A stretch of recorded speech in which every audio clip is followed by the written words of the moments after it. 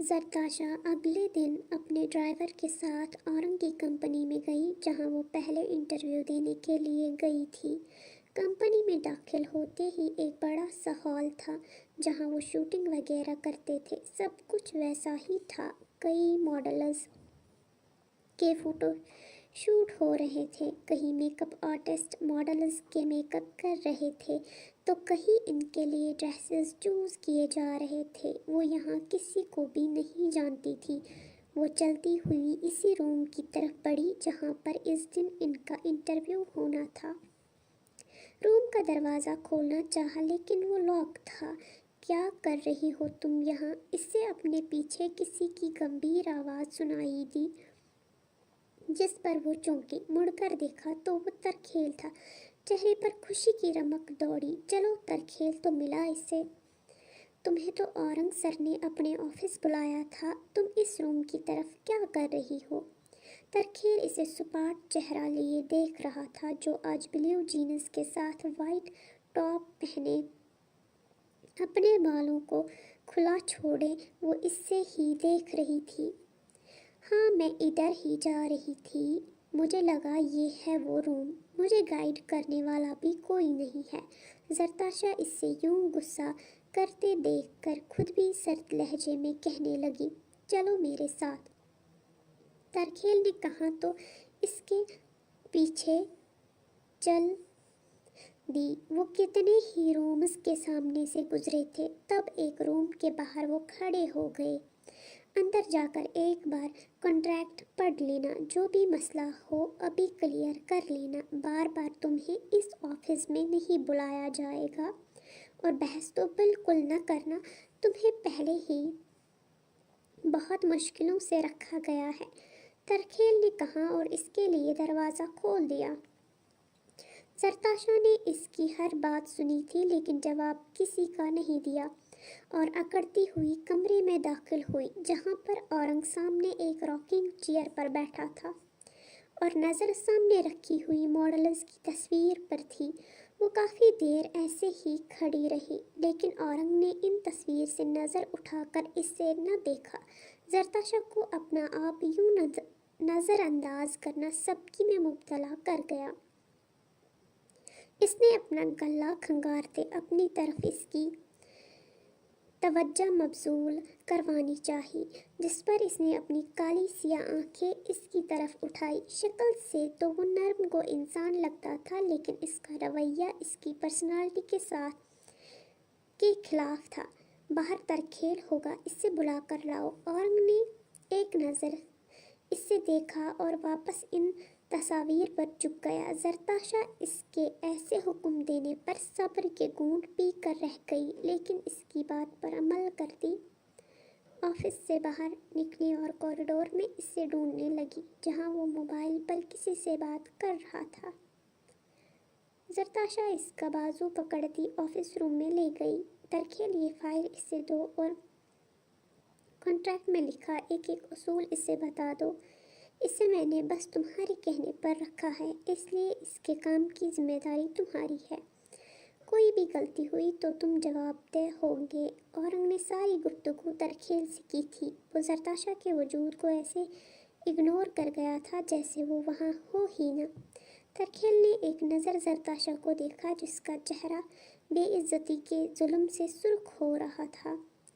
پھر اس نے file table سے اٹھائی اور زرتاشا کے سامنے کی جس سے اس نے اس کے ہاتھ سے کھینچا تو پھر اس میں لکھے اصول پڑھنے لگی۔ کمپنی جب اور جس وقت بھی بلائے تبھی آنا ہوگا، جیسے کپڑے کہے ویسے ہی پہننے ہوں گے، جس کے ساتھ کہیں اسی کے ساتھ کام کرنا ہوگا، کمپنی کے راز آپ کسی سے شیئر نہیں کر سکتے، جب تک ہماری کمپنی کے ساتھ کانٹریکٹ ہے آپ کسی اور کے ساتھ کام نہیں کر سکتے، کسی بھی شرط کو توڑنے کے نتیجے میں آپ کو 1 کروڑ کا جرمانہ ادا کرنا ہوگا۔ زرتاشا کو کوئی بھی اصول برا نہ لگا، اس نے فوراً سائن کر دی۔ ترکھیل نے ایک نظر اس سے دیکھا تھا، اسے نہ جانے کیوں زرتاشا پر غصہ آیا تھا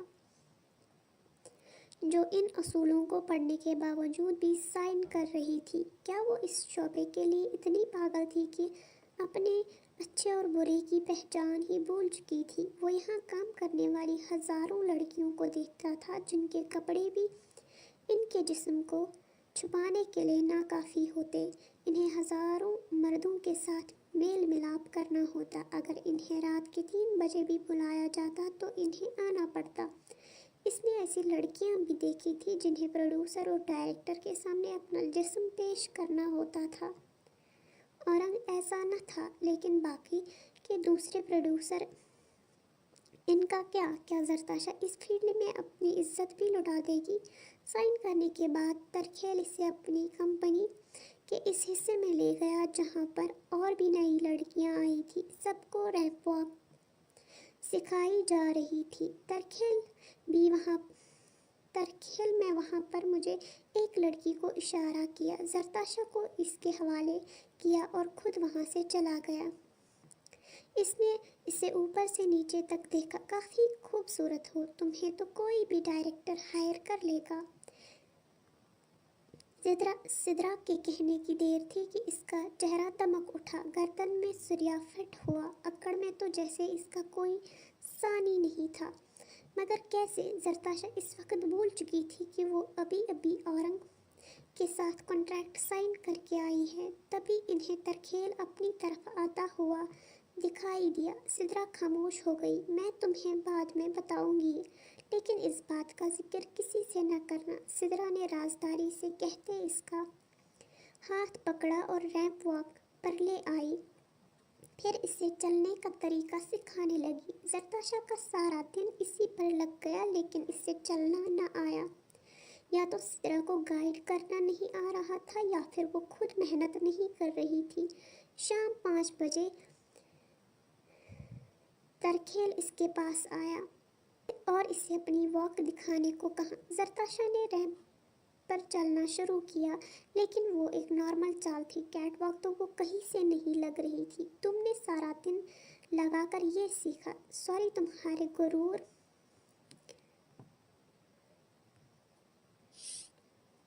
کا غبارہ پھوڑ رہا ہوں۔ اگر ایسے ہی چلتا رہا تو تم بہت ہی بیکار ماڈل بنو گی۔ ابھی اورنگ سر کو نہیں پتا، انہوں نے اپنی جگہ مجھے بھیجا ہے اور ہفتے بعد تمہیں ان کے سامنے چلنا ہے۔ ایسی واک کرو گی تو وہ تمہیں ہاتھ پکڑ کر کمپنی سے باہر نکال دیں گے۔ ترکھیل نے افسوس سے سر ہلاتے اسے آئینہ دکھایا۔ مجھے اتنی باتیں جو سنا رہے ہو تو تم کر کے دکھاؤ۔ اوہ سوری، تم تو ایک ڈرائیور ہو، تمہیں کیا پتا ریمپ واک کسے کہتے ہیں، اس لیے اس بات سے ناواقف ہو کہ اس میں کتنی محنت لگتی ہے۔ تم صرف بے عزتی ہی کر سکتے ہو، زرتاشا نے پھر سے حقارت جھلکاتے لہجے میں کہا۔ اسے یہ اس بات پر بے ہی برا لگتا تھا کہ وہ ہمیشہ اس سے سچ کا آئینہ دکھاتا تھا۔ ترکھیل نے اس کی بات پر اپنی آئی برو اچکاتے سنی اور خود ریمپ پر آ گیا۔ پھر اس نے کیٹ واک کرنا شروع کی۔ زرتاشا کا حیرت سے منہ کھل گیا۔ وہ کسی ماڈل کی طرح واک کر رہا تھا۔ تمہیں یہ سب کیسے آیا؟ بچپن سے اورنگ کے ساتھ ہوں تو اسے دیکھتے دیکھتے میں بھی سیکھ گیا۔ وہ ابھی تک حیرت کی بلندی کو چھو رہی تھی۔ اب ترکھیل اس کے سامنے آیا اور نظریں اس کے خوبصورت چہرے پر گاڑی۔ میں ڈرائیور ہو کر سیکھ سکتا ہوں اور تم جو اس فیلڈ میں قدم رکھ چکی ہو، اس سے سیکھنے کے باوجود بھی نہیں آیا۔ تم سے بہتر تو میں ہی ہوں۔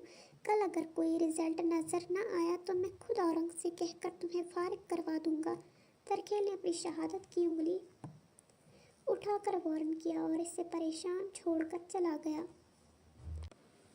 زرتاشا بھی اپنا ہینڈ بیگ لیتی کمپنی سے نکل گئی۔ باہر ہی اس کا ڈرائیور کھڑا تھا۔ اس کی نظر اورنگ کی گاڑی پر پڑی جہاں پر ترکھیل ڈرائیونگ سیٹ پر بیٹھا تھا اور اورنگ فرنٹ پر۔ دونوں کسی بات پر زور زور سے ہنس رہے تھے۔ صاف ظاہر تھا کہ دونوں کی اچھی خاصی دوستی ہے۔ ترکھیل نے جو اسے ابھی دھمکی دی ہے وہ اسے سچ بھی کر سکتا ہے، اس میں کوئی شک نہیں تھا، اور اورنگ آنکھ بند کر کے اس کی بات مانے گا۔ وہ اب مزید پریشان ہو گئی تھی۔ اب اس سے ترکھیل کو راضی کو ناراض نہیں کرنا تھا بلکہ اس سے دوستی کرنی ہے تاکہ اس کا راستہ صاف رہے۔ گھر گئی تو وہاں میرزل ابھی تک آفس سے نہیں آیا تھا۔ اس نے اس سے فون کیا جس پر پہلے تو اس نے اس کا فون ہی نہیں اٹھایا، لیکن 2-3 بیل کے بعد اس نے فون اٹھا لیا، لیکن اس کی ایک بھی سنی بغیر وہ اپنی سنانے لگا۔ زرتاشا میں گھر نہیں آؤں گا، آفس میں پروجیکٹ پر کام کر رہا ہوں، تم میرا انتظار نہ کیا کرو، شاید یہ سارا ہفتہ ہی میرا آفس میں گزرے۔ اپنا خیال رکھنا، کسی بھی چیز کی ضرورت ہو تو مجھے میسج کر دینا، میرزل نے کہا اور فون کاٹ دیا۔ زرتاشا نے موبائل کو گھورا، اسے میرزل کی اس بات سے چڑ تھی۔ ان کی اپنی اتنی جائیداد تھی کہ ان کی کئی نسلیں بیٹھ کر کھا سکتی تھی، لیکن میرزل پھر بھی اپنی کمپنی میں دن رات محنت کرتا تھا۔ اگلا دن بھی زرتاشا کے لیے ویسا ہی تھا، اسے آج بھی صحیح سے چلنا نہیں آ رہا تھا۔ اس نے ایک نظر سدرا کو دیکھا جو کسی دوسری ماڈل کی چاپلوسی کر رہی تھی۔ ترکھیل نے بھی اسے کیسی لڑکی کے حوالے کیا ہے جس کا اپنا دل نہیں کرتا اسے سکھانے کو۔ کسی کی منت سماجت اسے کرنی نہیں آتی تھی۔ وہ یہ سب چھوڑے ترکھیل کی تلاش میں نکل گئی، جو اسے کسی کیمرہ مین کے ساتھ بات کرتے ہوئے نظر آیا۔ زرتاشا مسکینیت اپنے چہرے پر سجائے اس کے پاس گئی۔ ترکھیل، کیا تم مجھے ریمپ پر چلنے میں مدد دے سکتے ہو؟ زرتاشا نے نرم گو لہجے میں کہا جو کہ اس کی شخصیت کا حامل نہیں تھا۔ ترکھیل بھی اس کے اندر لہجے پر حیران ہوا، وہ تو ہمیشہ اس سے کاٹ کھانے کو دوڑتی تھی۔ کیوں سدرا تمہاری مدد نہیں کر رہی؟ ترکھیل نے بے دھیانی میں اس سے استفسار کیا۔ وہ مجھے ٹھیک سے گائیڈ نہیں کر رہی، اس لیے مجھے سمجھ نہیں آ رہی، اور ویسے بھی میں اس سے سیکھنا نہیں چاہتی، تم میری مدد کرو پلیز ترکھیل۔ زرتاشا نے زندگی میں پہلی دفعہ کسی کی منت کی تھی، وہ بھی ترکھیل کی۔ ترکھیل اس کے یوں منت کرنے پر مان گیا، پھر اسے لے کر وہ ریمپ پر چلا گیا۔ پھر 2 کتابیں اس کے سر پر رکھی جس پر وہ نہ سمجھی سے اسے دیکھنے لگی۔ تم ان بکس کے ساتھ اپنی باڈی کا بیلنس رکھو، کوشش کرنی ہے کہ یہ نہ گرے۔ ترکھیل کے بتانے پر وہ ایسے ہی واک کرنے لگی۔ یہ تو اس کے لیے آسان تھا، اب وہ آہستہ آہستہ کتابوں میں اضافہ کرتا گیا۔ اب بیلنس کرنا اس کے لیے مشکل ہو رہا تھا، لیکن وہ کوشش کرتی رہی۔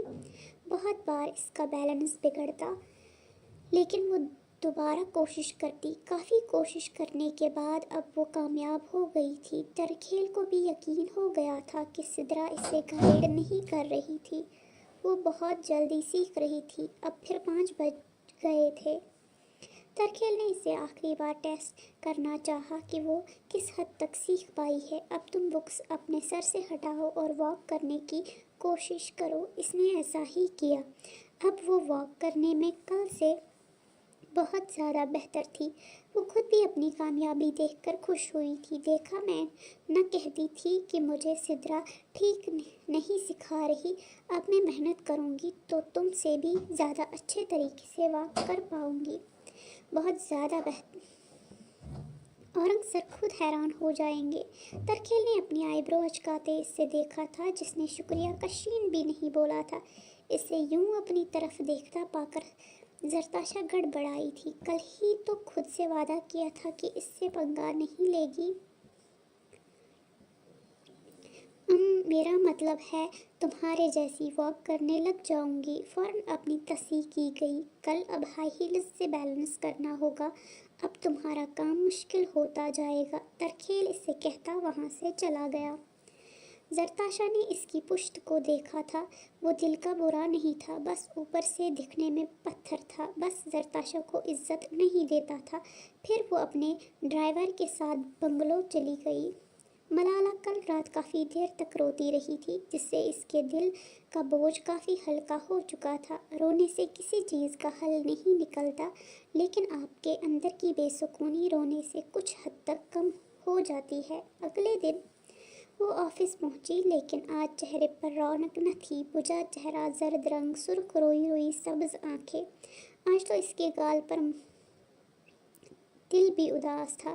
وہ جس خاموشی سے اپنے ٹیبل پر آ کر بیٹھی تھی وہاں پر سب امپلائیز کو حیران کر گئی۔ وہ کبھی اتنی خاموش اور سنجیدہ نہیں رہتی تھی۔ آفس میں سب امپلائیز ہی دل لگا کر محنت کر رہے تھے۔ کل کی میٹنگ کا اچھا خاصا اثر لیا تھا سب نے۔ میرزل نے ملالہ کو اپنے آفس میں بلایا، گہری سانس بھرتی وہ اس کے آفس میں گئی جہاں وہ اپنا پروجیکٹ مکمل کرنے میں مصروف تھا۔ نظر اٹھا کر ملالہ کو نہ دیکھا۔ ملالہ، میرے لیے ایک بلیک کافی لے آؤ اور یہ فائل دیکھو، اس میں کوئی غلطی نہ ہو۔ میرزل مصروف سے انداز میں اسے حکم دیا تھا۔ ملالہ نے اسے دیکھا جس کی آنکھوں کے نیچے حلقے پڑ گئے تھے۔ وہ اپنے ہر پروجیکٹ کے لیے محنت کرتا تھا لیکن اتنی نہیں۔ اس پروجیکٹ میں تو اس نے اپنی جان ہی لگا دی تھی۔ وہ خاموشی سے اس کے لیے کافی بنانے چلی گئی، جس خاموشی سے گئی تھی اسی خاموشی سے واپس آ گئی۔ میرزل کے سامنے اس کی کافی رکھی اور فائل لے کر روم سے باہر چلی گئی۔ اس کے جانے کے بعد میرزل نے اپنی نظریں اٹھائی تھی۔ آج اس نے کوئی احتجاج نہ کیا تھا، اس کے ساتھ کافی کو لیے بحث نہیں کی۔ وہ تو اس کے بلیک کافی پینے پر بہت احتجاج کرتی تھی لیکن آج نہیں کیا۔ دل بے چین ہوا تھا۔ اس کے ساتھ بحث کرنے کو دل چاہا۔ اس کی آواز سننے کو جیسے کان ترس چکے تھے۔ کچھ دیر میں وہ فائل لے کر واپس آ گئی۔ میرزل نے غور سے اسے دیکھا جو خاموشی سے فائل رکھے واپس جانے کے لیے مڑ چکی تھی۔ تم یہ فائل واپس لے کر جاؤ، دوبارہ سے چیک کر کے واپس لاؤ۔ میرزل نے اپنی چیئر سے ٹیک لگائے ہی اسے پھر سے حکم دیا تھا۔ اس نے ایک بار بھی فائل کھول کر نہیں دیکھی تھی۔ ملالہ نے مڑ کر سنجیدگی سے اسے دیکھا۔ خاموشی سے پھر سے وہ فائل اٹھا لی اور اپنے سینے سے لگاتی جانے کے لیے مڑ گئی۔ میرزل کا چہرہ سنجیدہ ہو گیا۔ وہ اس کے رویے پر پریشان ہوا تھا۔ اپنی چیئر سے اٹھا اور اس کی کلائی پکڑی جو دروازے تک پہنچ چکی تھی۔ ملالہ اس کے ہاتھ پکڑنے پر اسے دیکھنے لگی۔ ملالہ، کیا ہوا ہے؟ مجھے سچ بتاؤ۔ تم آج نارمل نہیں ہو۔ کل بھی تم نے ٹھیک طرح سے بات نہیں کی۔ میرزل کے پوچھنے پر وہ خاموش ہی رہی۔ اسے وہ کیا بتائے؟ ان کا بچہ اس دنیا میں آنے والا ہے لیکن یہ نہیں پتا زندہ یا مردہ۔ اسے خاموشی کسی اور دنیا میں گم دیکھ کر میرزل اس کی کلائی پکڑ کر صوفے پر لے گیا۔ اسے صوفے پر اپنے ساتھ بٹھایا، پھر اس کے دونوں ہاتھ اپنے ہاتھوں میں لیے، اپنی انگلی اس کی ٹھڈی کے نیچے رکھ کر چہرہ اوپر کیا۔ ملالہ، میرزل نے بہت شدت سے اسے پکارا تھا۔ ملالہ، جسے اپنا غم ہلکا کرنے کے لیے اب تک کسی کا کندھا میسر نہ ہوا تھا۔ میرزل کے ایسے پکارنے پر وہ اپنا ضبط کھو بیٹھی۔ آنکھوں سے آنسو تواتر سے بہنے لگے۔ میرزل کو اس کے آنسو اپنے دل پر گرتے محسوس ہوئے۔ ایسا لگا وہ غم اس اکیلی کا نہیں بلکہ میرزل کا بھی ہے۔ اس نے ملالہ کو اپنے سینے سے لگایا، وہ ایسے ہی اس کے سینے پر آنسو بہاتی رہی۔ میرزل اس کی کمر سہلاتا رہا تھا لیکن اس کے رونے کی شدت کم نہ ہوئی۔ وہ ان کے بچے کے لیے آنسو بہا رہی تھی جس سے میرزل بے خبر تھا، لیکن اسے یوں روتے دیکھ کر دل میں ایک ڈر بیٹھ گیا۔ وہ چھوٹی چھوٹی باتوں پر رونے والی لڑکی نہیں تھی، وہ مضبوط اعصاب کی مالک تھی۔ جس غم میں وہ اتنے آنسو بہا رہی ہے وہ چھوٹا نہیں ہو سکتا۔ وہ روتے روتے اس کے سینے سے لگے لگے ہی سو گئی۔ وہ سوتے ہوئے بھی چھوٹی چھوٹی ہچکیاں لے رہی تھی۔ اپنے سینے پر اس کی باری ہوتی سانس محسوس کرتے اس نے اس کا چہرہ اپنے سینے سے نکالا اور غور سے اس کے چہرے کا ایک ایک نقش دیکھنے لگا۔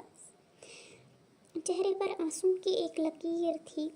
اس نے جھکتے اس کے گال پر موجود دل پر اپنے لب رکھے۔ اس کی کل والی بولڈنس اسے یاد آئی۔ اس نے بدلہ بہت شدت سے لیا تھا۔ وہ کل کا دن یاد کر کے دھیرے سے مسکرایا۔ اس وقت اسے اس پر شدید غصہ تھا جس نے اسے جذبات کی بٹی میں جھونک دیا تھا، لیکن اب اسے سوچ کر اسے خود پر ہنسی آ رہی تھی۔ ملالہ نے کل اسے کتنی آسانی سے اپنے قابو میں کر لیا تھا اور وہ یہ سمجھا تھا کہ وہ اسے اس رات ہونے والی بحث پر منانے آئی ہے۔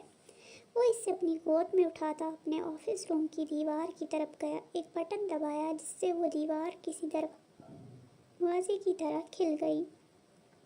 وہ ملالہ کو لیے روم میں داخل ہو گیا۔ یہ اس کا آفس بیڈ روم تھا۔ آج کل وہ بنگلوں میں جانے کی بجائے اس بیڈ روم میں دیر رات تک کام کرتا تھا۔ یہاں پر اس کے لیے ہر استعمال کی چیز موجود تھی۔ اس نے اسے آرام سے بیڈ پر لٹایا، اس پر کمبل دیتا وہ کچھ دیر اس کے سرہانے بیٹھ گیا۔ ملالہ، تم مجھ سے کچھ نہ کچھ ضرور چھپا رہی ہو، لیکن میں بھی وہ پتہ لگا کر رہوں گا۔ بس ایک ہفتے کی بات ہے، پھر یہ پروجیکٹ ہمیں مل جائے گا اور میری ساری توجہ پھر سے تمہاری طرف ہو جائے گی۔ ابھی تو ڈاکٹر سے بھی میں نے الٹرنیٹ میتھڈ کے بارے میں بات نہیں کی۔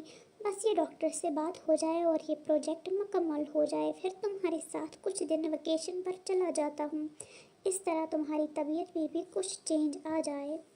میرزل اس سے دیکھتا، اس کے چہرے پر اپنی انگلی پھیرتا اس سے کہنے لگا، جو کہ بے خبر نیند سو رہی تھی۔ میرزل کی نظر اس کے گلابی لبوں پر گئی، جنہیں وہ تھوڑا سا کھولے سو رہی تھی۔ اس نے دل کی خواہش پر لبیک کہا اور جھکتا انہیں چوم لیا۔ اس بار اپنے جذبات قابو میں رکھے، جلد سے جلد ڈاکٹر سے بات کرنی ہوگی۔ میرزل اس کے ساتھ پھر سے بے باک حرکت کرتا اٹھ گیا اور کمرے کا دروازہ بند کرتے واپس آفس میں چلا گیا۔ اس نے فون کر کے مہک کو بلایا اور اس سے کام سونپا۔ ملالہ 10 کی سوئی دن کے 3 بجے اٹھی تھی۔ اس نے اپنی مندی مندی آنکھیں کھولی تو خود کو ایک نئے کمرے میں پایا۔ وہ جگہ دیکھ کر حیران ہوئی، پھر دروازہ کھولتی کمرے سے باہر نکلی تو میرزل کا آفس تھا۔ یہ تو شکر ہے کہ آفس میں کوئی بھی نہ تھا۔ اس نے سامنے لگی گھڑی میں ٹائم دیکھا جو 3 کے ہندسوں پر تھی۔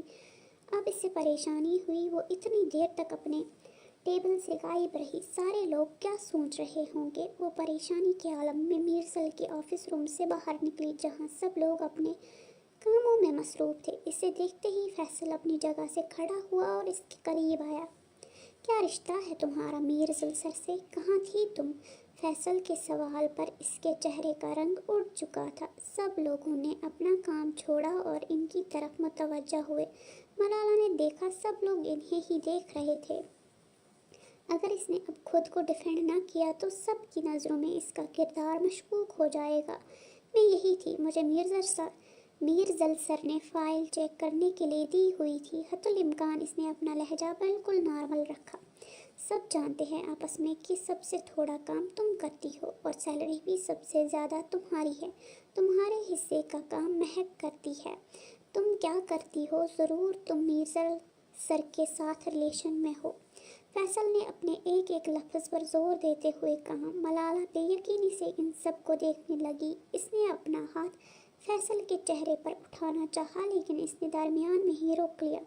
یہ غلطی نہ کرنا، بہت جلد میں تمہیں اس کمپنی سے نکلوا دوں گا۔ فیصل نے اس کا ہاتھ دور جھٹکتے آخر میں وارن کیا۔ ملالہ مہک کی طرف بڑھی، جس کے ہاتھ میں ڈھیر ساری فائلیں تھیں۔ ملالہ، فیصل صحیح کہہ رہا ہے، ہم سب یہاں محنت کر رہے ہیں اور تم کل بھی ہاف ڈے لے کر چلی گئی تھی اور آج بھی تم صبح سے ہی غائب ہو۔ میں میرزل سر کے آفس میں تھی لیکن تم وہاں نہیں تھی۔ سچ میں میرزل سر ہم سب پر کام کا اتنا لوڈ ڈال رہے ہیں، لیکن تم ہر فکر سے آزاد ہو۔ ملالہ کو یقین نہ آیا کہ یہ مہک کے الفاظ ہیں۔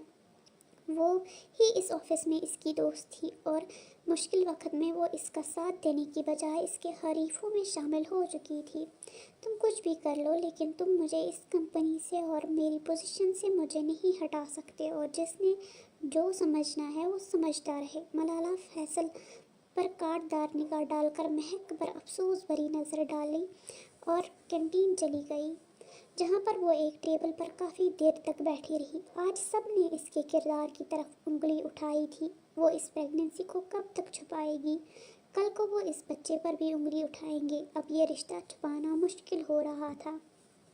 میرزل کا رتبہ، شہرت سب بڑا تھا، اس لیے کوئی اس کی طرف نہیں اٹھا رہا تھا، اور اس کی منگیتر بھی اس کی طرح ہی اونچی حیثیت رکھتی تھی۔ جب لوگوں کو پتہ چلے گا تو سب کے طنز کا نشانہ وہ بنے گی۔ یہ پروجیکٹ مکمل ہو جائے، پھر وہ دو ٹوک بات کرے گی میرزل سے۔ صرف 2 ہی آپشن رکھے، یا طلاق دے یا پھر اس رشتے کو قبول کرے، ساتھ ہی اپنے بچے کو بھی۔ ملالہ کو پورا یقین تھا کہ وہ کبھی بھی بچہ والا آپشن قبول نہیں کرے گا۔ اس نے کینٹین سے کھانا کھایا اور پھر سے اندر اپنے ٹیبل پر چلی گئی۔ آفس میں اب سب لوگ ہی اس کے خلاف ہو چکے تھے۔ مہک آئی اور وہ ساری فائلیں اس کے سامنے رکھ دی جو میرزل نے اسے دی تھی۔ ملالہ تم ان کی BA ہو، میرزل سر نے کہا تھا کہ یہ فائل تمہیں دے دوں، انہیں چیک کر دو، کوئی غلطی نہ ہو، مہک سپاٹ لہجے میں کہتی وہاں سے چلی گئی۔ فیصل نے اسے تھمز اپ کیا۔ ملالہ فی الحال کسی سے بھی بات نہیں کرنا چاہتی تھی، اس لیے چپ چاپ کام کرنا شروع کر دیا۔ ساری فائلز چیک کرتے کرتے اسے 8 بج چکے تھے۔ آفس ٹائمنگ جو اب 8 بجے کی ہو چکی تھی، اس لیے اب سب کو چھٹی ہوئی تھی، سب اپنے اپنے گھر جانے کی تیاری کرنے لگے۔ ملالہ نے وہ فائل میرزل کے آفس میں رکھی جہاں وہ لیپ ٹاپ پر اس ڈیزائن کا جو اس نے پیپر پر بنایا تھا اب اس کا 3D امیج بنا رہا تھا۔ فرنٹ کا نقشہ اس نے بنایا تھا اور باقی کا کام ورکرز نے کرنا تھا۔ میرزل 8 بج چکے ہیں، اب بھی گھر چلے جائیں، آپ بھی گھر چلے جائیں، آپ کی آنکھیں بھی اب سونے کے لیے ترس گئی ہیں، کام تو کل بھی ہو جائے گا، صحت بھی تو ضروری ہے۔ ملالہ نے اس کے سامنے فائل رکھی اور اسے دن رات محنت کرتے دیکھ رہی تھی، بس اب تو اس کے دل سے یہ دعا نکلتی تھی کہ وہ یہ پروجیکٹ ہار نہ جائے۔ میرزل نے اس کی پریشانی اپنے لیے دیکھتے اپنی نظریں اس پر مرکوز کی، اس کے ہاتھ جو کہ لیپ ٹاپ پر تھے وہ بھی رکے۔ میری آنکھیں تو کسی اور چیز کو بھی دیکھنے کے لیے ترس گئی ہے، مجھے آرام کے ساتھ ساتھ کسی اور چیز کی بھی ضرورت ہے، کیا تم وہ مجھے دو گی؟ میرزل نے پراسرار لہجے میں ذومانی مسکراہٹ لبوں پر سجائے ملالہ کو دیکھا، جو اس کی بات کا مطلب سمجھتے سرخ ہوئی تھی، پھر نفی میں سر ہلاتے اس کے آفس سے جانے لگی۔ ملالہ تو اس کے لیے ہمدردی جتاتے اب پچھتائی تھی۔ میرزل کی نظریں ان فائلز پر گئی۔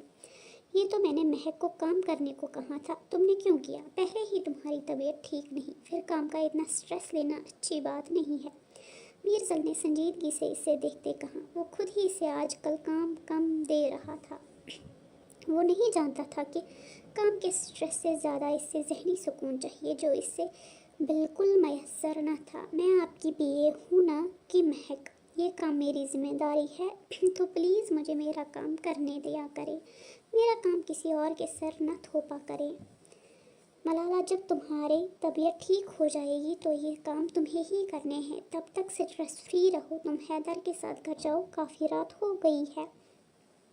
میرزل کے کہنے پر وہ خاموش رہی۔ وہ اس کے آفس سے باہر آئی تو سب کے ٹیبل خالی تھے، سب اپنے گھر چلے گئے تھے، وہ بھی میرزل کی گاڑی میں بیٹھ کر گھر چلی گئی۔ زرتاشا نے اگلے دن ہیل کے ساتھ ریمپ پر واک کرنی تھی، اس کے سر پر ترکھیل نے کتابیں رکھ دی اور ہائی ہیل کے ساتھ اس سے آگے بڑھنے کو کہا۔